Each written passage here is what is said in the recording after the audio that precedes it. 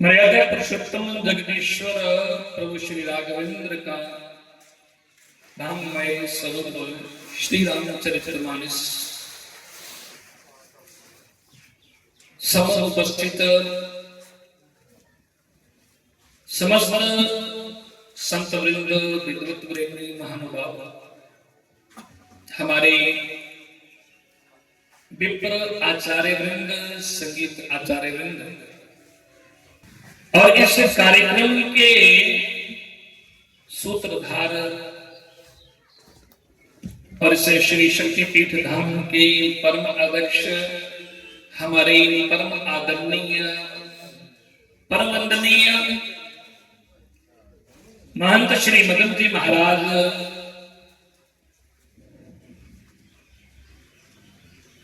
और आदरणीय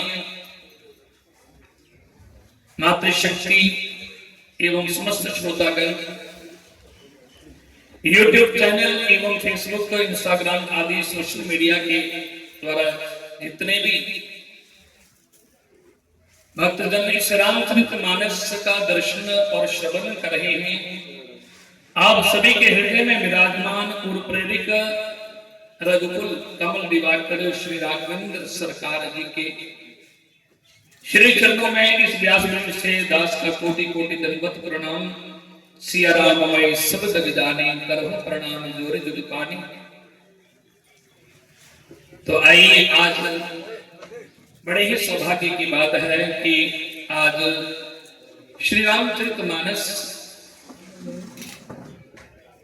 मां भगवती के चरणों में चल रही श्री राम कथा का, जिसका आज कितना दिवस है, षष्ठम दिवस है जो है रामचरितमानस। तो आज हम सब लोग जो है कथा के षष्ठम दिवस में हम सब लोग प्रवेश करेंगे। और गोस्वामी जी बड़ा सुंदर लिखते हैं कि बेग विलंब न करे साज सुबह समाज, सुदिन सुमंगल तब ही राम होई जुगराज। कहते हैं कि मैं दर्शन में कहा कि एक आप लीजिए, मेरे जीते जी बस मैं चाहता हूँ कि राम जी को युवराज बनते हुए देखना चाहता हूँ। राम जी को राज है ना, युवराज, उसको एक राज सिंहासन राम जी को देना चाहता हूँ। तो जब ये बात कही तो वशिष्ठ जी बड़े प्रसन्न हुए। वशिष्ठ जी ने कहा, राजन बड़ा सुंदर भाव आपके अंदर है, और ये आपने जो बात कही बहुत ही अच्छी बात कही, तो इसमें फिर विलंब क्यों करना चाहिए? तो बोले गुरुदेव बस आप जैसा आप कहें। तो वशिष्ठ जी ने कहा कि ये कल ही राम जी को युवराज बनाया जाएगा, राज सिंहासन पर बैठाया जाएगा, राम युवराज गद्दी पर बैठाया जाएगा। अब देखिए यहाँ वशिष्ठ जी ने यहाँ कल के लिए क्यों बोल दिया है? ये भी कह सकते थे अपने महीने के दे देंगे, 2 महीने के बाद, क्योंकि वशिष्ठ जी, गुरु वशिष्ठ जी जानते हैं कि राम जी का वनवास का जो समय है, राम जी क्योंकि वो गुरु है, संत है, वो जानते हैं, उन्हें पता है कि राम जी का वनवास का जो दिन है वो कल का ही है, क्योंकि वो जानते हैं।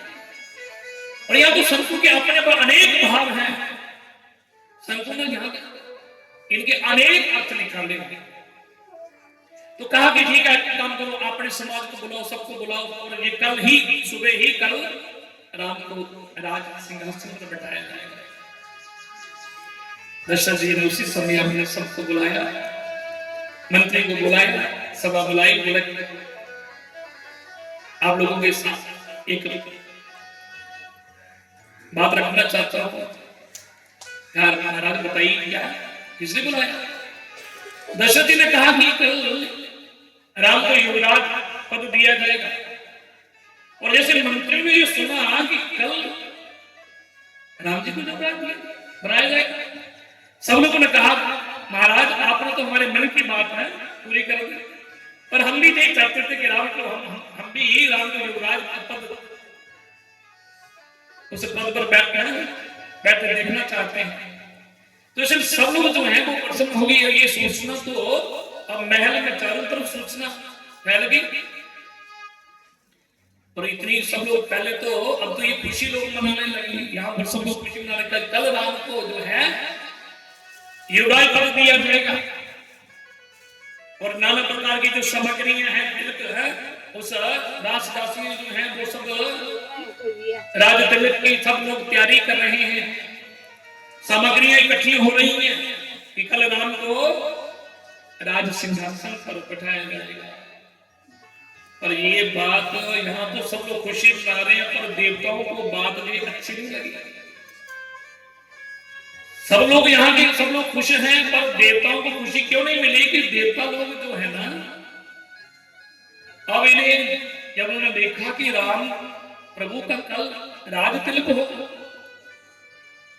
राम जी को राज सिंहासन पर बैठाया जाए, और ये देवता लोग जो है ना, ये मां सरस्वती के पास गए। मां सरस्वती के पास गए, कितना ही सोहाई न अवध बदाम चौराही तीन भाव। देवता सरस्वती को, सरस्वती मैया के पास गए और बार बार उनके चरण पकड़ करके प्रार्थना करने लगे। क्या प्रणाम करने लगे। मां सरस्वती ने कहा क्या बात है देवताओं? गोस्वामी जी कहते हैं कि सारद बोल विनय सुर करही बारही बार आय रे करही। अब माता ने कहा बात क्या है? बोलते मां हमारे ऊपर विपत्ति आ गई है, हमारे ऊपर संकट आ गया है। क्या? कौन सा संकट? बोलते आप ही हमारा कार्य सिद्ध कर सकते हो। देवताओं ने कहा हमारे ऊपर बड़ी बड़ी विपत्ति आ गई है कि एक तो देवताओं के ऊपर विपत्ति कौन सी थी? देवताओं के ऊपर सबसे बड़ी विपत्ति थी कि ये देवताओं की जो है पहली विपत्ति थी कि उनका भोजन पानी सब बंद हो गया था, क्योंकि जो यज्ञ होते थे ना बड़े बड़े यज्ञ, वो सब रावण को बंद करवा दिए थे। तो ये सबसे बड़ी विपत्ति थी कि उनका देवताओं का भोजन पानी सब बंद हो गया था। जहां पर श्राद्ध वगैरह सब है सब बंद कर दिए गए थे। और दूसरी विपत्ति थी कि यहाँ पे दूसरी रावण ने जो सुरलोक को उजाड़ दिया था और देवताओं के पास रहने के लिए कोई घर भी नहीं था, दर दर देवता लोग भटकते थे। और तीसरी विपत्ति थी कि इनके बावजूद देवताओं को जो है ना, उसके बावजूद भी देवताओं को रावण के द्वार में रोज प्रतिदिन हाजिरी लगानी पड़ती थी। और इससे भी बड़ी विपत्ति कि उस समय रावण के राजा बहु बेटियां हैं सुरक्षित नहीं थी। तो इसलिए देवताओं ने कहा कि हमारे ऊपर ये सबसे बड़ा संकट है कि भगवान राम जी जिस मेरे प्रभु ने अवतार लिया है, और भगवान अवतार कर भगवान कल राम जी को युवराज पद दिया जाएगा है, सिंहासन पर बैठाया जाएगा। पर मां आप एक काम करो, आप भी कुछ कर सकते हो। अगर राम जी राज सिंहासन पर बैठ गए तो जितने भी हो राक्षस लोग हैं, रावण कुंभकर्ण आदि हैं, कितने राक्षस लोग हैं, तो उन राक्षसों का उद्धार कैसे होगा? और संत महात्मा लोग जो बैठे हैं तपस्या कर रहे हैं, उन संतों को भगवान का दर्शन कैसे होगा? अरे जो शबरी जो अपने गुरु के कहने पर वो राम राम दिन रात राम राम जपती रहती है। इसलिए मां आप ऐसा करो, भगवान राम को राज सिंहासन नहीं, युवराज पद नहीं मिलना चाहिए। राम को तो मेरे प्रभु तो आए हैं, इसलिए दुष्टों का संहार करने के लिए। इसलिए कुछ ऐसा कर दो जिससे राम को सिंहासन राजगद्दी नहीं मिले, राम को वनवास मिल जाए, कुछ ऐसा कर दो। मां सरस्वती ने देखा कि ये देवता लोग जो है ना, इनको कोई भी बात अच्छी नहीं लगती, और सरस्वती ने कहा कि ये क्या करूं, मैं तो कुछ ऐसा नहीं करूंगी, भगवान को वनवास हो जाए। तब देवताओं ने कहा मां आप तो जानती हो ना, भगवान को सब है ये तो सब प्रभु की इच्छा से होगा, क्योंकि भगवान को कौन वनवास दे सकता है, भगवान को कौन दुख देख सकता है। इसलिए गोस्वामी जी तुलसीदास जी हम कहते हैं बाबा तुलसीदास ने बड़ी सुंदर चौपाई लिखी है। विस्मय हर्ष हरती रघुराहो, विस्मय हर्ष रघुराहो, तुम जानो सब राम पाओ, तुम जानो सब राम पाओ। जीव करम बस सुख दुख भागी, करम रस सुख दुख भागी, जाई आवद देवहित लागी, जाई आवद देवहित लागी। श्री राम जय राम जय जय राम, श्री राम जय राम जय जय राम, श्री राम जय राम जय जय राम, श्री राम जय राम जय जय राम। तो देवताओं ने कहा माता आप बिल्कुल परेशान मत होइए, क्योंकि आप तो रघुनाथ का स्वभाव जानती हैं। उन्हें तो कोई हर्ष विषाद नहीं, वो हर्ष और विषाद से परे है, इसलिए उनको कोई कष्ट नहीं होगा। और ये अवधवासियों की बात है, और ये तो कर्मों है, ये तो जीव को कर्म, ये सब जीव कर्मों के अधीन है, और कर्मों के अनुसार ही जीव को सुख दुख मिलता है। भगवान तो सुख दुख से परे है। और गीता में भी भगवान कहते हैं कर्मणा जायते जंतु कर्म नैवं विलीयते, सुखम दुखम भयम क्षेमम कर्मणाधा विपद्यते। कि हे अर्जुन, जीव का जन्म होता है तो कर्म से होता है, मृत्यु होती तो कर्म से, सुख दुख जो भी कुछ मिलता है ये सब हमारे कर्मों का ही हमें फल मिलता है। कर्म प्रधान विश्व रचि राखा, जो जस करहि सो तस फल पाखा। तो इसलिए आप भगवान की चिंता मत करिए, भगवान तो इन चीजों से परे है, इसलिए प्रभु की ही इच्छा है तो आप ये कर दीजिए। तो मां सरस्वती ने देखा कि भगवान ने तो देवताओं को पहले कहा है कि मैं आप लोगों के लिए आया, पर इनको थोड़ी जल्दी पड़ी है, चलो भगवान की जैसी इच्छा, चलो कम से कम इसी भाग्य तो जो जब मेरा भी नाम होगा है। चलो सरस्वती मैया ने कुछ किया था, इसलिए सरस्वती मैया ने क्या किया, अब मैया सरस्वती ने विचार किया कि क्या करूं जिससे प्रभु का वनवास हो जाए। अब मां सरस्वती ने ध्यान लगाकर देखा, अब यहाँ पर सरस्वती मैया अयोध्या में आई। सरस्वती ने देखा कि सब लोग जो है ना, यहाँ के जितने भी लोग हैं सब भगवान राम के प्रेम में पड़े हुए हैं, एक भी ऐसा अवधवासी नहीं है जिसकी बुद्धि सरस्वती बिगाड़ सके। मैया ने देखा ये अवधवासी है और इनकी बुद्धि, सरस्वती ने सोचा कि मैं भी नहीं चाहूं तो इनकी बुद्धि बिगाड़ नहीं सकती, पर सबकी ओर जब देखा तो उन अवध में एक नारी दिखी जो विदेशी नारी थी। और कौन थी वो? नाम मंत्रा मदमती चेरी के कही केरिया। वो समझ क्या थी? नामो मंत्रा मदमती चेरी। नाम मंत्रा, जिसका नाम है, क्योंकि मंत्रा के अगर ये मंत्रा कैसे है ना, इसके बारे में अगर चर्चा करने लगे तो क्या हमें मंत्रा के बारे में इतना जानना नहीं है क्या है। पर मंत्रा जो है, ये तुलसीदास जी ने कहा कि ये मंत्रा जो है ये विदेशी नारी थी। विदेशी को ये कहां से आई थी?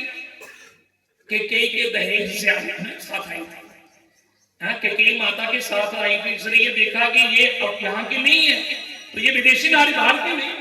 तो इसलिए मां सरस्वती ने सोचा कि किसी को है, मां सरस्वती ने क्या किया, मंत्रा को केकई, अब उस मंत्रा को जो है ना, जो केकई साथ आई थी, इसलिए मन में विचार किया कि अब जो है जो केकई की दासी है और इसी को अपयश की पिटारी बनाकर सरस्वती चली गई। अब उसी मां सरस्वती ने, क्योंकि करने वाले तो हमारे अंदर जो विचार सरस्वती तो सब करती है, तो इसलिए मां सरस्वती ने क्या किया, मंत्रा और मंत्रा के अंदर सरस्वती मैया ने उसको क्या अपरिश की पिटारी बना दिया।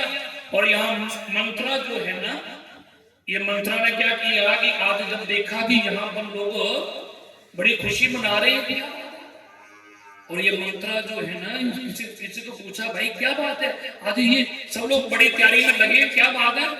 एक ने कहा आपको नहीं पता क्या, कल भगवान है, कल हमारे राघवेंद्र का जो है युवराज पद उसको दिया जाए, राम को कल राज सिंहासन पर बैठाया जाएगा। और जैसे ही मंत्रा ने सुना, और मंत्रा ने जैसे ही इस बात को सुना, और उसके पास तो फिर मंत्रा ने तो सोचा कि राम को राज सिंहासन मिला। और मंत्रा ने उसी समय मन में विचार किया कुछ ऐसा करूं जिससे राम को जो है वो राज सिंहासन नहीं मिले। अब दौड़कर चलेगी किसके पास, कैकेयी के पास, क्योंकि कैकेयी की दासी थी ना वो। और कैकेयी के पास जब गई तो कैकेयी के पास जाकर के वो झूठे आंसू बहने लगे, वो आंसू निकलने लगे उसके। कुछ लोग होते हैं ना ऊपर से खाली है दिखावा करते हैं, और हृदय में दुख ना होने पर भी जो दुख का वातावरण बना देना, ये नारी चरित्र है। और ये नारी चरित्र तो किसी में भी हो सकता है। कुछ लोग ऊपर से कुछ और होते हैं पर दूसरे दिखाने के लिए ना बस झूठे आंसू बहाते हैं। पर हमें ऊपर से हम कैसे हैं, वो तो भगवान को सब देख रहे हैं ना, हम अंदर से कैसे बाहर से कैसे हैं। तो इसलिए अब आंसू बहने लगे। कैकेयी ने पूछा क्या बात है, बोले महारानी जी आपको नहीं पता क्या, अरे सब ठीक तो है। कैकेयी ने पूछा बात क्या है, सब कुशल तो है। पर गोस्वामी तुलसी बाबा कहते हैं कि सब ही रानी कह कसी कुशल राम महिपालो, लखन भरत रिप मदनो सुनी बात बरी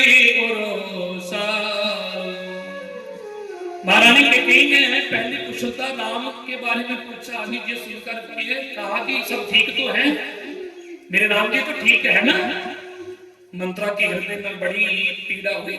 मंत्रा ने जवाब दिया, अरे माई आज राम को छोड़कर कौन कुशल है।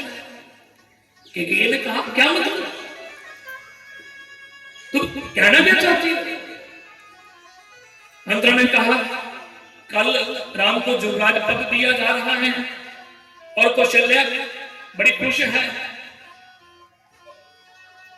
और जब ये कहा कि राम को राज सिंहासन दिया गया, युवराज पद दिया गया,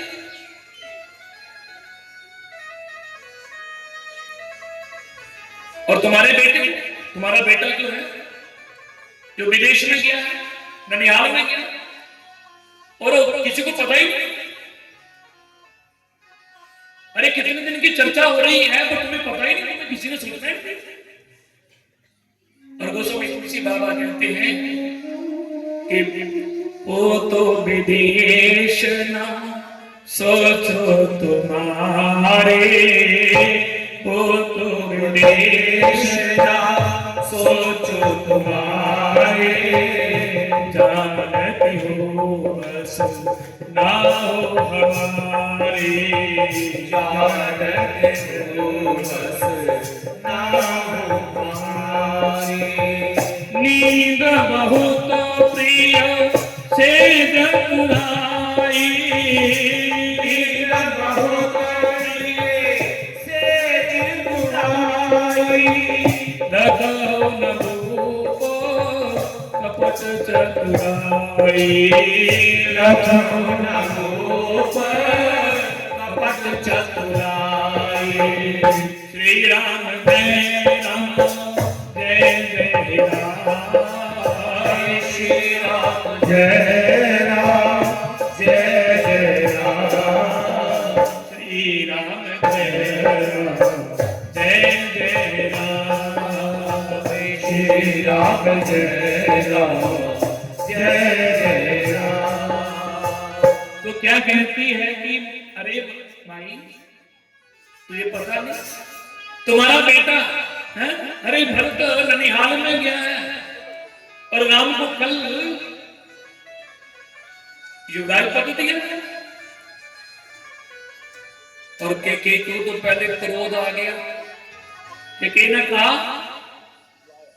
तो फिर क्या हुआ, राम को अगर राम को अगर राज सिंहासन मिला तो अच्छी बात है, पर तुम दुखी क्यों हो?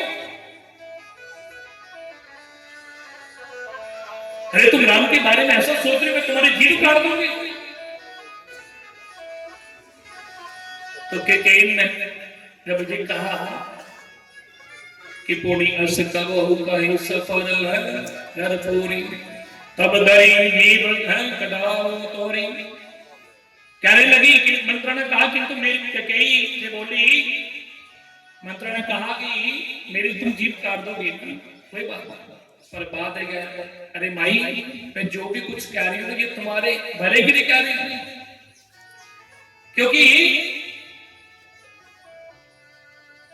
राम को अगर राज सिंहासन मिल गया ना तो एक बात याद रखना, तुम्हारी क्या दशा होगी ये तुम खुद देख लेना। मंत्र ने कहा कि एक बार मेरी बात मान लो माई, क्योंकि राम को अगर राज सिंहासन मिल गया तो तुम्हारे बेटे को भरत को जान तो इस राज्य से बाहर निकाल दिया जाएगा, नहीं तो फिर जेल में इसको अंदर कर दिया जाएगा। और तुम कुशल की दासी बन के हैं उसकी सेवा करना। तो केकैन ने कहा कि तुम क्या कह रही हो, तेरी बात मुझे बिल्कुल समझ नहीं आ रही, तुम ऐसा सोच रही हो। अरे राम तो मेरे, वो तो सबसे ज्यादा मेरे मुझसे प्रेम करते हैं। मंत्रा कहती माई मैं जानती हूँ राम भी तुमको प्रिय है और तुम राम से प्रेम करते हो, पर ये आज की बात नहीं, राम पहले करते थे, पर आज जो है ना अब समय बीत गया है। कभी कभी समय बीत जाने पर मित्र भी शत्रु बन जाते हैं। तो कहती है कि रहा प्रथम अब ते दिन बीते, ते दिन बीते, होई प्रीते, होई प्रीते, बानु कमल कुलो पोषो निहारा, बानु कमल पोषित निहारा, बिनु जल जारी करे सोई तारा, बिनु जल जारी करे सोई तारा। कहने लगे, कहती है कि भाई मेरी बात ध्यान से सुन ले। सूर्य कमल है, सूर्य कमल का भाई, सूर्य कमल जो होता है वो फूल का पोषण करने वाला है, और बिना जल के सूर्य उसको जलाकर के भस्म कर देता है। इसलिए कौशल्या तुम्हारे जड़ को उखाड़ना चाहती है, इसलिए तुम ऐसा करो, कुछ ऐसा कर दो कि राम को जो है उसको राज सिंहासन मिले। और ये चर्चा करीब 15 दिन से मैं सुन रही हूँ, मुझे तो पता लगा कि 15 दिन से ये सब लोगों को पता है, पर तेरे को तो किसने सूचना ही नहीं दी। इसलिए मेरी बात मानो, कुछ ऐसा करो। तो जब केकैन ने कहा, मंत्रा को कहा कि तो क्या चाहती है बताओ, तो मैं तेरी बात मान लेती हूँ, क्या करूं जिससे मुझे उस कौशल्या की दासी न बनना पड़े, मेरे भरत को देश निकाला न हो, मेरे भरत को कहीं जेल में न डाल दिया जाए, कुछ बताओ क्या करें। तो मंत्रा ने कहा कि मेरी बात मानो, तुम तो मुझे कहती थी ना, तो मुझे कई बार कहती थी कि महाराज ने जो है ना मुझे महाराज के पास मेरे दो वरदान हैं वो सुरक्षित हैं, और तुम ऐसा करो, कहने लगी कि तुम ऐसा करो कि महाराज जी से वो 2 वरदान हमसे मांगना। पर एक बात है, वरदान जो है ना महाराज जी से कब मांगना, जब महाराज जी के ऊपर से जो है ना ऐसे बड़े मीठे हैं पर अंदर से बड़े मलिन हैं। और मंत्रण ने कैकेयी की ऐसी देखो, जो कैकेयी राम जी से इतना प्रेम करने वाली, मंत्रण ने ऐसी कैकेयी की बुद्धि को फेर दिया। और कैकेयी ने जब क्या किया, कैकेयी को कह दिया कि तुम 2 वरदान मांग लेना, एक तो तुम्हारे भरत को राज सिंहासन मिल जाए, राम को नहीं भरत को राजगद्दी मिल जाए, और राम को 14 वर्ष का वनवास उसे दिया जाए। और पहले दशरथ जी को पक्का कर लेना, राम की उसे कसम पहले डाल देना, फिर वरदान मांगना। अब मंत्रा ने क्या किया, जब ये बात कही तो मंत्रा की बात सुनकर के कैकेयी ने क्या किया, कोप भवन में चली गई।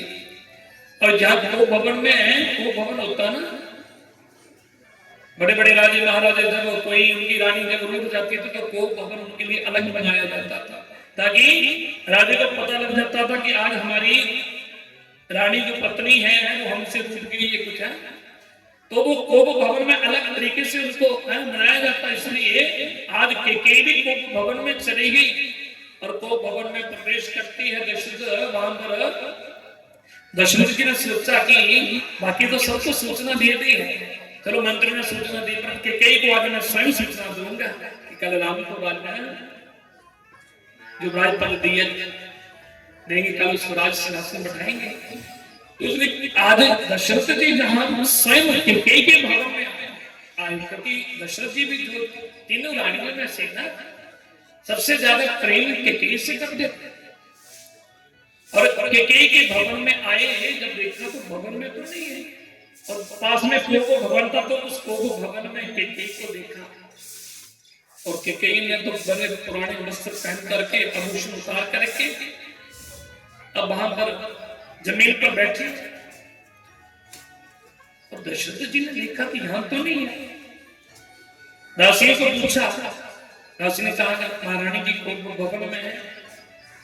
अब यहाँ पर कोप भवन में दशरथ जी ने आकर के देखा तो कैकेयी ने पुराने वस्त्र पहने हैं, आभूषणों को उतार दिया है।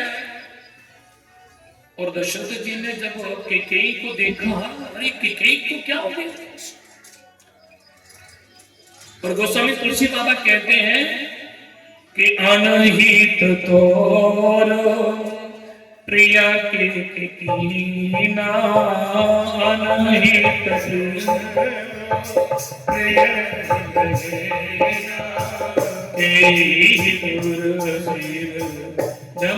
जमोदरीना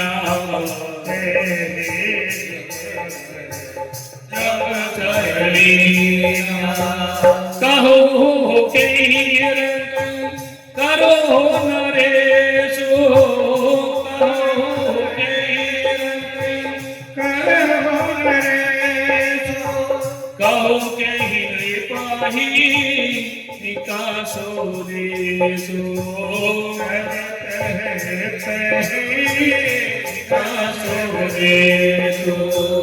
श्री राम जय राम जय जय राम, श्री राम जय राम जय जय राम, श्री राम जय राम जय जय राम, श्री राम जय राम जय जय राम।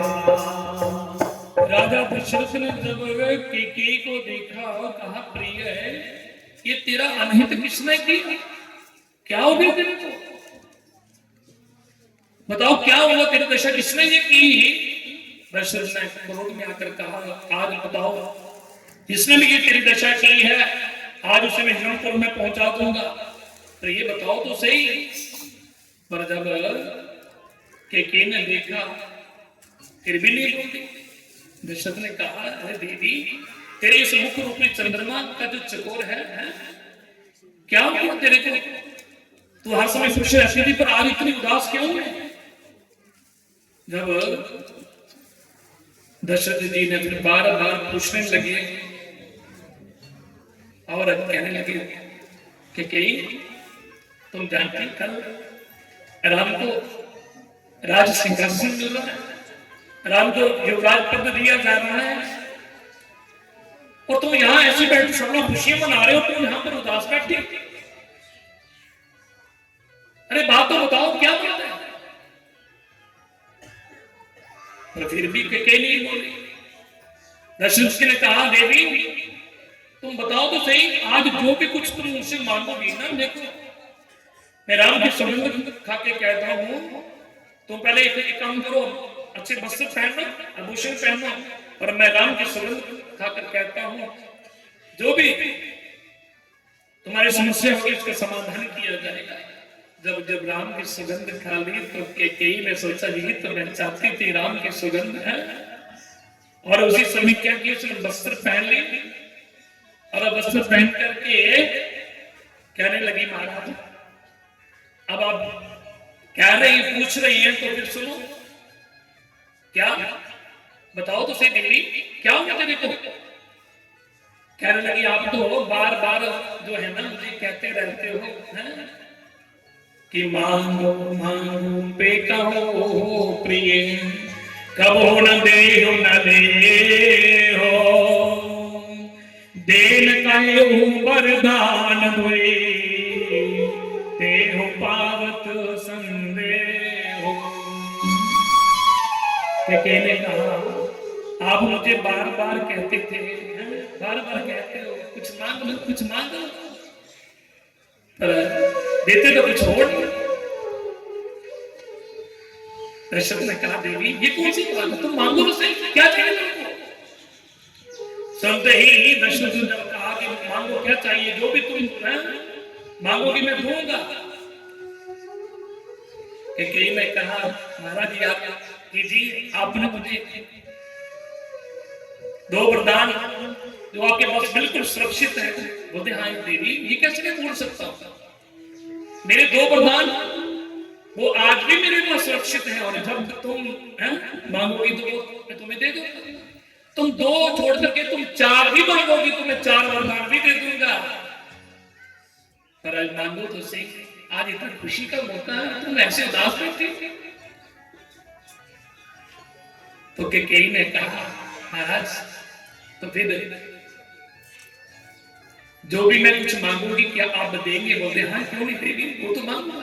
अरे क्या ऐसा हो सकता है, हम रघुकुल और रघुकुल जो है ना हमारी एक रीत चलती आ रही है कि रघुकुल रीति सदा चली आए, रघुकुल रीति सदा चली आए, रघुकुल रीति सदा चली आए, रघुकुल रीति सदा चली आए।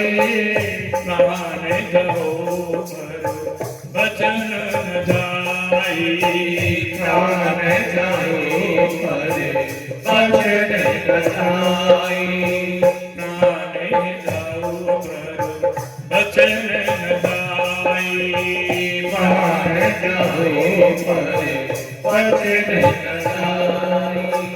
रघुकुल रीति सदा चली आए, रघुकुल रीति सदा चली आए, प्राण जाओ मारो बचन न जाए, प्राण जाओ